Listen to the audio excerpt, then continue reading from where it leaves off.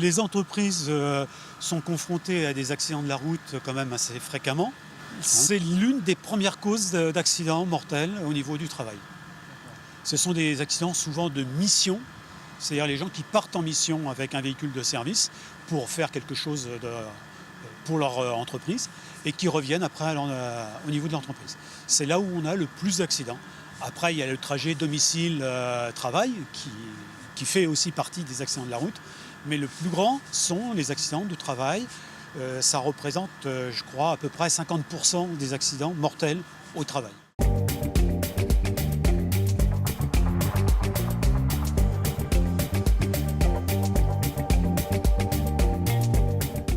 Il y a beaucoup de facteurs. Il y a la pression du travail, il y a la fatigue au travail, il y a, je dirais aussi, la voiture qui est considérée comme un bureau pour certains.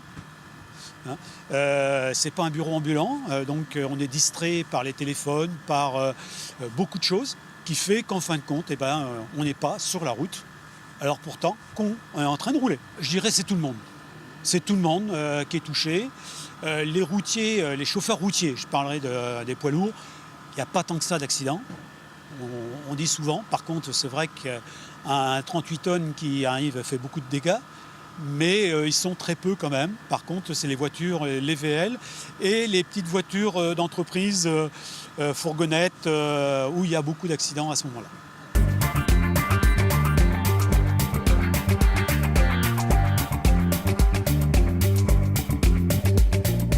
Le premier conseil, c'est de ne pas répondre au téléphone quand on conduit. C'est la première chose. On peut le mettre sous silence ou on peut mettre une application disant qu'on est en train de conduire et on ne répondra pas, mais vous pouvez laisser un message. On leur explique ce que c'est les distracteurs en général, même s'il y a un passager à côté, ça peut être un distracteur.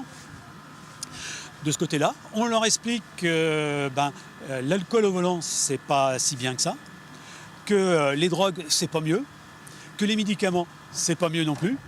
On leur explique le tournant qu'il peut y avoir entre moments où on change les horaires.